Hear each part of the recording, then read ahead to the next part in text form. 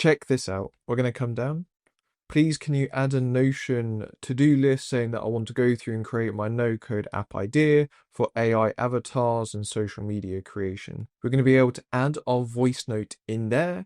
It's now going to come through and automatically capture our request, then using the AI agent that we've got access to, automatically come across to our Notion account, add it into the list as we can see here, and it's automatically captured it nice and easily straight away. If we then come back across, it's now formulating a response back to us so that we can see that that action has been completed, and we're going to be using ElevenLabs to provide that response back. We should be generating that voiceover now, and we'll give it a listen. Done. I've added a Notion to-do. Go through and create my no-code app idea for AI avatars and social media creation. Want me to turn this into a mini project with a due date, reminder, and starter checklist? Reply use defaults, and I'll set. Due next Friday, 5:00 p.m. Reminder. So as we can see there, we got it added incredibly quickly and that voice response back using ElevenLabs. But what if we wanted to go through and see the text response instead? Let's come through and we're going to copy this and paste into here. We're then going to re-execute the process, but it would constantly be listening in the background in reality. And now it's going to go off and do a Perplexity search for us on the internet to be able to retrieve back all of the information.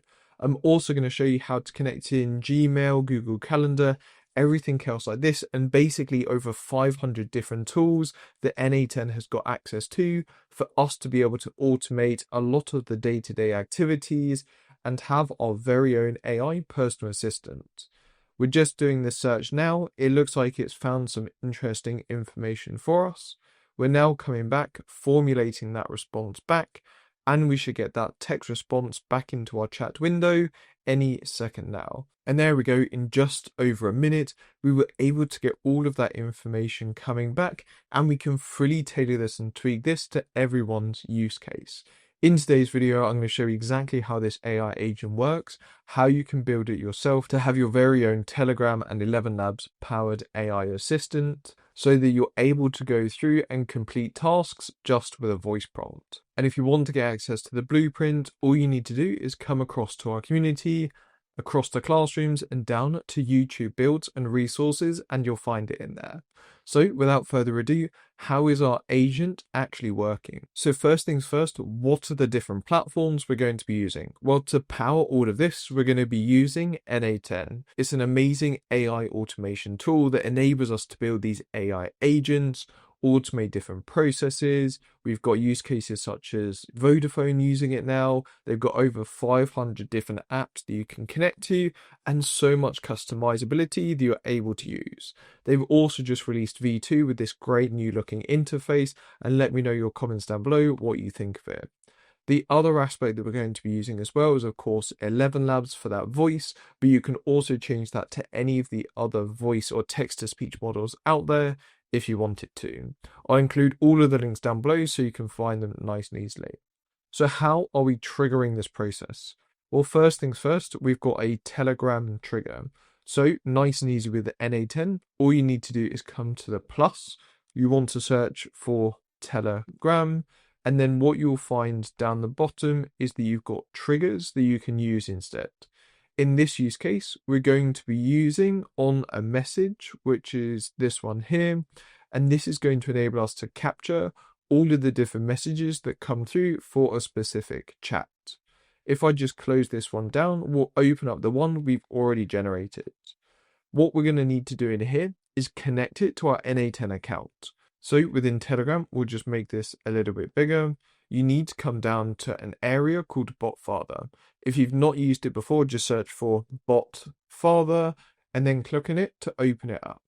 Once you've opened it up, you should see a screen that looks like this. You need to press New Bot. This is going to enable you to create your very own bot and that you can have the conversations with. So in here, for example, we need to give it a name, so we could call it YT and then demo assistant. We can send that off. Now we just need to do it again, so we can have underscore bot instead. So if I just change that to be underscore as well, now we've got our very own agent that's been created. you need to copy this API key here that's been generated, and then you want to come across and create a new credential. You're going to paste that access token in here, and I'm just going to rename this to YT and then demo. So now we've got the ability for those messages to go back and forth. Let me show you how it works. We're going to come out of here. We're going to click on that Telegram chat to open it up. We're going to press start to start the conversation. And then I'm just going to collapse this down again so that it's easier to see. So now if I do execute step, we'll get that start message coming through, as you can see here. So now if I was to do, for example, testing and execute that step in the background as well, we'll see that we've got the text of testing being pulled through. And that's how we're doing it. What's also really important is that you turn on download images and files, and we're restricting it to one user ID. You'll know what your specific user ID is, because if you see in here, we've got from and ID. So you need to make sure that you add your ID in here. If you don't, what will happen is it will basically create an infinite loop where it will start responding to itself because it's a new message that's come through, and it will keep going and going and going. So now we can come out of here and we can do save. The next part we've got is a switch module. This is going to enable us to control the flow of the process. The reason we want to use this, if I open up the one that we've got, is because we're either going to have the text from the user on the left here, as you can see, or we're going to have a file that's been created for us to process. So if I come out of here and we give it a test, please can you find all of my Google Calendar events for today? Now that we've sent that off, if I now re-execute this specific step, you'll see down the bottom here that we've got that file that we're able to use. So now when I do this switch, as you can see, this is now green because it's detected that this file exists. But what you'll notice is we haven't downloaded it into the workflow yet for us to process. So what we need to do is use another Telegram node. So again, you want to do Telegram and then you want to search for file and get a file. What you then want to do is, if I open up the example, is we're putting across that file ID. So if you open up that first node, which is where all of the information was coming through, we'll be able to see this file ID. We're just going to pull that across, say that we want to download it, and if we wanted to add any different MIME types, for example, audio, and then we could change this to be MP3 in here, and we'll just change the credentials across to our new one, and then we press execute step. As we can see here, we've now downloaded that audio file that we had into our workflow.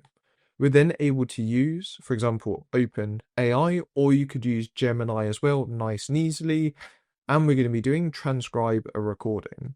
We're going to be using the data on the left and putting across into here. You'll need to add your credentials. If you've not done that before, come across to our setup tools module and it will walk you through how to do it step by step. If we come back across, what we're doing is passing this file into OpenAI. Again, it's completely secure if you turn off that data ingestion or you choose different ones. And now it's simply going to go through and transcribe it word for word for us. So as we can see here, exactly what we want. You can also add different options in here. So for example, our language would be English, and we can specify that if we want. The next part is our AI agent, and this is one of the best features about n8n. So we'll do AI and then agent, and now it's going to put it across into here, like you can see. The reason this is so great is because it's nice and easy to connect in lots of different apps to get the output that we want. First option that we have is the different LLMs of use. So for example, if I get rid of this connector and I just pull all of these down slightly so that you can see it nice and easily, what I'll be able to do is show you how we connect it up. So first we're going to have the chat model that we want to use. So you could do plus, and now we can add in all of these different LLMs that we want to use. For today, we're just going to be using OpenAI. So for example, I would search for OpenAI, make sure that our account's connected. You can choose all of the different models that you would want to use. So for example, if I did GPT and then 5, we'll have access to that as well. You can also add in extra tools, for example, automatically searching the internet, the context size. We can add in different controls around how that response is going to come back as well, and much, much more. We've already got it ready to go, so I'm just going to pull down and connect it up into here. For our agent to be able to remember some of the previous messages that have happened in our chat so that it's got a bit more context, we're going to come through and add some memory. Now you can do some advanced options using, MongoDB or Postgres, but today I'm going to keep it nice and simple with simple memory. What we're also going to do is change this to define below, and we need to add in a unique identifying key for that agent to know what conversation it's taking part in. So we'll come back down to our Telegram trigger, and all we're going to do is put across our chat ID, because that's now going to give the agent access to the last 5 conversations that have occurred. So if I connect this back up to the one down below, we're all ready to go. Now, for us to be able to get that really nicely neated formatted MP3 file, we also want to tell it the structure of the output that we want. So we're going to use a structured output parser. And if you can't find that, you need to make sure that you've turned on required specific output within your AI agent. If you have, you can now connect this up, or again from scratch, you'll do the output parser, and now you can go through and specify what you want it to output. What we'll be able to see in here is they were asking for a field called title to be outputted as a string, and then we want the actual output from the AI. Maybe it's confirming that we've completed the action or anything else. This is called JSON, so don't worry about it too much. You just need to make sure that you've got 2 quotation marks alongside whatever field you want it to be output. You can also come through and, for example, remove this, put 100 if you wanted a numerical value, or you can do true or false as well if you wanted more Boolean, i.e. on or off. We're going to be able to get rid of this though, and we'll just put back in that we want a concise title. There we go.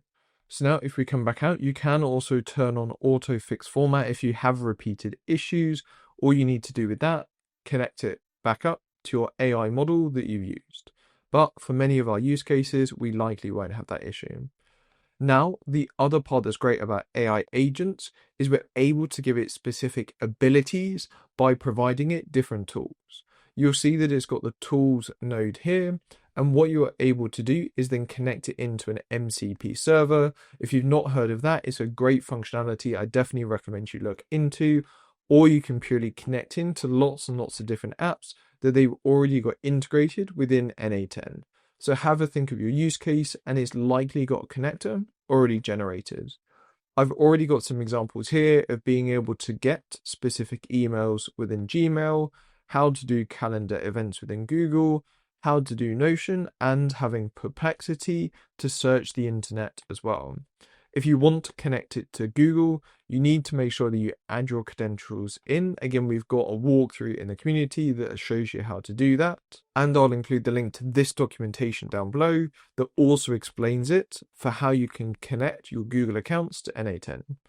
So now that we've got the ability to complete these actions, what we're going to do is just pull through the request that we had earlier on with our AI agent. In here, this is where we're going to give it all of the different instructions to guide it on how to give us the output that we want.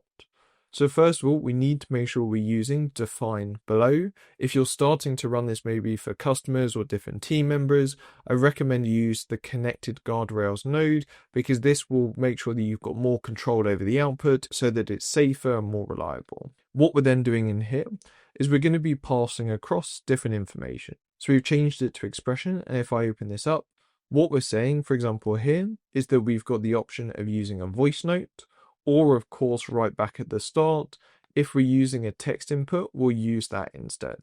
We're also just adding on this part at the end here, which will say that if it doesn't exist, please just store that data as NA. Absolutely fine. If we come down here, we've then got our system message, which if you've not added in before, we'll copy all of this, we'll get rid of this, come to add options, system message, change to expression, open it up and paste our prompt in here.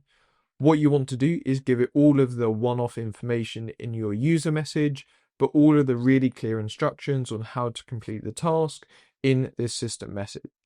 We've just given it a simple prompt for today saying it's a helpful assistant who needs to be able to execute the required tools and provide the most suitable, concise response back to the user. We've also given it today's date and time just for reference, and we're saying response is concise, friendly, excited, and designed for a senior stakeholder. The reason I mentioned this at the end is because that's going to give us a really good formatted output for a lot of the different use cases. So now, when we just re-execute this step again, what you'll see on the right-hand side here is where it's gone through, analyzed all of the different tools, maybe that we want to use, and is going to give us the output that we can then send back into the chat here, or we can use with ElevenLabs to get the voiceover. So there we go, it's gone through, got all of our events, and now we've got the response back in here. Now we can come out of here, we're going to do save, we're going to come across, we're going to merge the two together. Why are we doing this? Well, we need to reference some information right back at the start here for us to use later on. So this merge module here, which again is merge, you want to just add this in after the AI agent. This is going to enable us to combine by all possible combinations. So again, combine all possible combinations to pull that data through from right back at the start. So what you'll see here is if I just put it up, the second entry, i.e. input 2, is going to be coming from the initial trigger. We're then going to be using the output from our AI agent into input 1. We're then going to just execute the step to pull the data through. We're now going to double check again. Do we have that voice note present? Yes. We'll execute it again to say that we need to generate our voice over. Now, at the moment, we need to install ElevenLabs through something called a community node. This is an official node, i.e. extra application that ElevenLabs have generated for us to use. So if you don't find it when you search for ElevenLabs on the right-hand side here, what you'll need to do is come down to your settings, into community nodes, and then you just want to search for this command here, i.e. at ElevenLabs n8n nodes, and just install it in the right-hand side here when you paste it in here. I'll include some links down below so it's nice and easy to set up. And again, we walk you through in the community from the start. If I come back across, we'll just pull our data through again so we've got it for the future. Now we need to come through and connect our ElevenLabs account into n8n. To do that, we're going to open up the ElevenLabs node. We're going to create a new credential. We'll see we need to add our API key. We'll come across to our ElevenLabs account. We'll log in. Once we're in here, we're going to come down to developers. We'll then come across to API keys. We're going to create a new key called YT and then demo. I'm going to let this be an unrestricted key, but I recommend you go through and give it more limited access if you're going to be using this quite a lot. We're going to create this key, copy our API key, come back across and paste in here. I'll rename it to YT and then demo again. And if we press save, it should now go green for us to use. So why have we done this? Well, it's much easier than using some HTTP requests and sending the data back and forth this way. Now we can go through and we can say we want to generate some speech using text to speech. We're going to use the model of Hope. We're then, if I get rid of this, going to put across the output from our AI agent into this text field here. So now it's telling ElevenLabs, actually you need to go through and say all of this as part of the text to speech. So if we come out of here, we're going to be using the turbo model for us to use, or we can use Flash if we want that to come back even quicker. We're just using some of the default output formats here, saying that we want it to be an English response, but if you wanted it to be French or Spanish or anything else, you can add that in there as a language code. We've also just gone through and added in some voice settings like you can see here. You may be familiar with these if you've come back to, for example, some of the voices. For example, if you then come through and do the text to speech, you'll see on the right hand side here, they've got all of these settings. We've copied basically all of these, for example, 1.2. We've added in here for the speed as 1.2. If we come down to stability, it's at 50%. So we've got our stability in this case at 75%. So that's how you can go through and add some customizations. So I'd recommend once you're happy with how it's set up in ElevenLabs, basically just come through and replicate it in here. We're going to do save. Now when I execute this step, it's going to go off and generate that MP3 file for us. And then last but not least, we're doing a Telegram note again and sending a voice note, which is going to be this audio file here. So if I just open this up, what we'll be able to see is that it's going to be using the data in here. So we're telling it the binary file that we're using. Make sure to turn this on. We've also specified the chat that it needs to go to. So that's why we added that merge node earlier in. So I can get rid of this, put across the chat ID, and access it nice and easily. We're then also giving it the file name, again from our AI agent that we had earlier on. So for example, if I get rid of this, add it in here, we can now quickly at a glance see what that file is about. We're also going to reply to a specific message just to make it a little bit nicer in the format. So we'll come back to our trigger and pull that across. This is going to make it look really, really good for our responses on the left. So now if I change our account again to the one so it comes to the left, we'll execute the step, and as you can see here, we've now got that note back with the title and the MP3 file. So now if I play it, let's check it all works. Here are your events today. UK time, GMT. All day, block DEX 11:14, 00:09:30. Morning schedule, 12:30, 13:30, lunch, 1700, 17. So there you go. As you can see, we've got that voice note coming back in here as well. Now I've sped it up to 1.2, so that's why it sounds incredibly fast, but you can quite easily go through and slow it down as well. If you want to learn more about AI and automation, definitely come across to our community. We've got lots of great people in there, really taking the most out of it and selling it in businesses, or you're using it in their own one as well. Let me know in the comments below if there's anything you'd love us to build, and stay tuned for more around AI, automation, and have a great day.